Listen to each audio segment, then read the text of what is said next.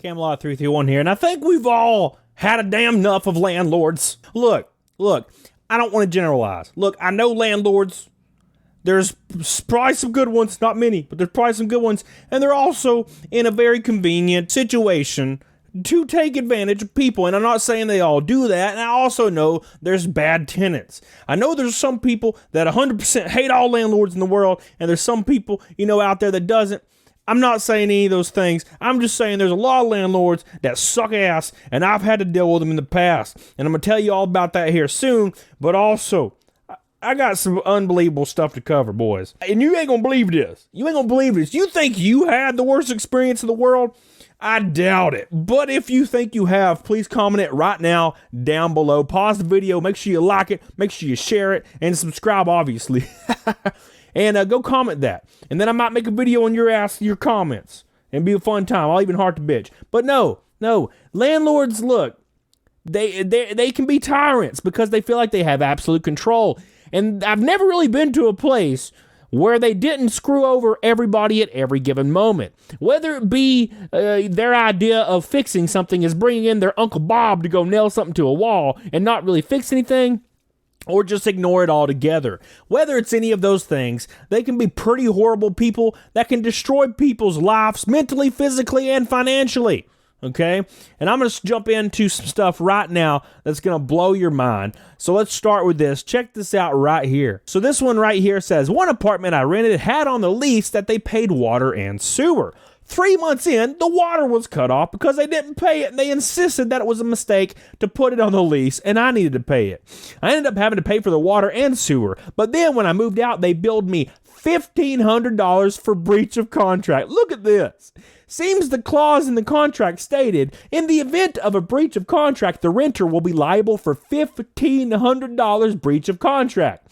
When I pointed out that they were the ones that breached the contract, they replied, the clause has nothing to do with who breached it. It only states that you're responsible for the fee. What? They literally could breach every contract they've ever had and just get paid? Okay, let's see how that ends up going out in court. Are you kidding me? They breached it, and then they made you pay, and they claimed that that's what they were intending on doing all along.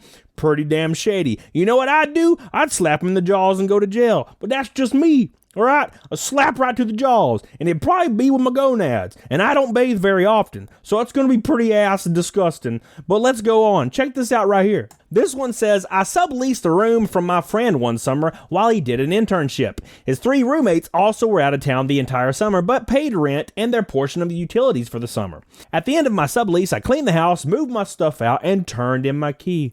3 months later, I get served with a lawsuit for over $5,000. I wonder what could have happened here, damn it. Alleging excessive damage and cleaning fees. I sent them back a letter demanding an itemized list of all the fees I was sued for. When I get the itemized list, it's absolute BS. For example, they charged me $500 for a chandelier cleaning charge. What? To clean the dining room overhead light. Then a $300 chandelier maintenance fee. What? And then a $700 chandelier replacement. You gonna replace the whole damn thing? $1,500 to clean, maintain, and then throw away the chandelier? Yeah, okay. They also obviously fluffed their expenses, charging me $25 to replace a light bulb in the basement and charging me $750 for 2 hours of lawn maintenance, which was the responsibility of the landlord in the lease anyways. It turns out they also filed a separate lawsuit against each of us. So they were suing us all for $25 grand total, for what couldn't have been more than $1,000 in expenses covered by our security deposit. Very important to note that. Anyways, I work for the housing department of my city and sent them a response on my office letterhead saying that I refused to pay for the damages and that they could come and get me if they wanted to try. I never got a response, but the suit was dropped and I promptly advised the city to deny them any future city contracts for what I alleged was an extortion of a college student. This is something that happens all the time. One of my friends moved out recently and cleaned their entire apartment, and then later on, about a month later, their apartment said they were suing them for $2 grand in damaging fees. They said they had to replace the carpet in the actual place. Yeah, well, they threw that shit out real fast. They're just seeing if you'll pay it. GameStop did a similar thing to one of my friends. I used to work there, if you didn't know that. And when he left, GameStop sent him a letter saying he needed to pay $2,000 because apparently like his restitution that he paid over a gift card he used once wasn't enough. He ignored it and it went away. That's not my advice to you, but that's what happened in this situation. But let's move on. Check this out right here. This one says, seemed like the nicest couple in the world when we first rented the place. They even invited us to dinner and we had a great time. 3 months in, we found out that they argue quite loudly and curse like truckers. Not that that's that big of a deal. Then my wife stepped on a piece of blue glass that was on our kitchen floor. We didn't own any blue glass. Sure as shit, I remembered that dinner, they had blue glasses on their table. Uh-oh, the older couple. I set up a camera in the living room, and over the next week, caught the guy in our apartment when we weren't home. The landlord, by the way, in their apartment when they were not home.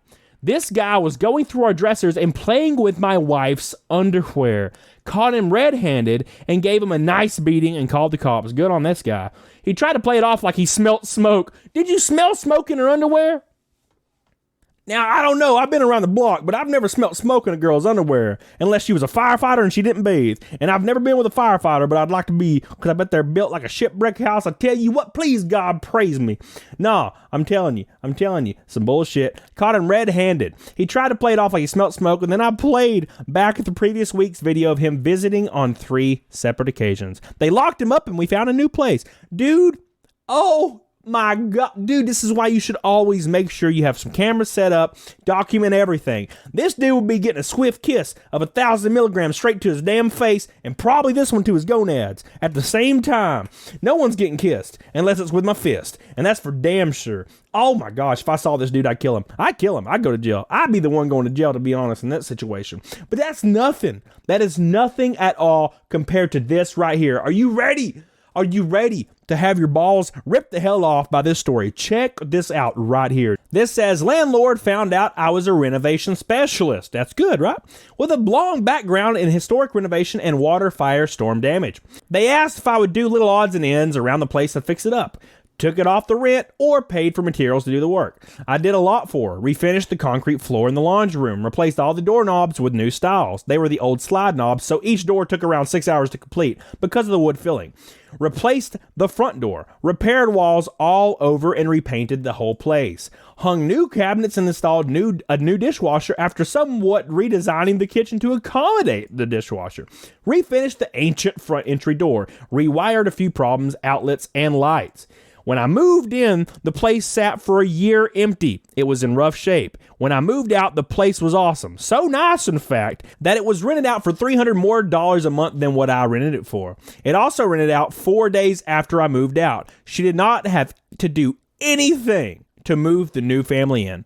So a few weeks go by and I'm starting to wonder where my deposit is. Here we go. Clearly, I should be getting that back. Nope. Got a letter in the mail saying she was keeping it because of the BS list of stuff. So I took her to court and won. Her argument was basically that this was how she makes money. It was her only income. The judge looked like she was holding back laughter before ruling in my favor. She actually said this is how she makes money, admitting right there that the vast majority of landlords will try to keep your deposit regardless. I'll tell you my story right now. Okay, my story right now. I rented a place when I was 20 years old for a very short period of time, about 8 months, before I bought my first house. And when I did that, I kept it really tidy. I didn't even occupy but one room, and it was a fine place to live. I even repaired a couple of things. The hot water heater exploded, and I didn't know that they were going to repair it, so I just got a new one. Then I shouldn't have done that. Well, anyways, I moved out, right? Because that's what you do when you move on. About 2 months passed, and I called the guy that was the landlord and asked him when should I expect my deposit for the actual place. He said I wasn't getting my deposit of $650 back because the lawn wasn't mowed. And I was like, oh, okay, well, it's been 2 months since I moved out, so obviously the lawn's probably not mowed now because I don't live there anymore. But I told him, hey, I'll go ahead and go mow it, tomorrow if you'd like. And he was like, all right, cool. So I go mow the lawn and weed eat and get everything taken care of. It took me all damn day because the place was overgrown because no one lived there. And I called him and I was like, hey, I went ahead and mowed the lawn and whatnot. And he said he'd look at it. About a week later, I called him back because he never called me, of course. And he told me that he'd give me half my deposit because it still looked bad. And I laughed and was like, are you serious? And I was like, that's not going to work. We're going to have to go to court over this. And I was bluffing because I was stupid and young. And then he said he was like, look, I'll just keep $100 as a deposit. Like negotiating my rightful deposit. And I just agreed because I didn't want to have anything to do with it anymore, and I took the money and ran with it. But think about that for a moment. You can literally make the place better, and they'll try to keep the deposit because they know most of the time people won't sue them. It's the same reason that HR departments in big companies will fire you for any given reason, because they know you probably don't have the funds to sue them, which is probably true. They actually factor that in. It's a big deal. There's an entire department dedicated to that cost/loss for them to, accept lawsuits. That's why they settle out when there's a big one.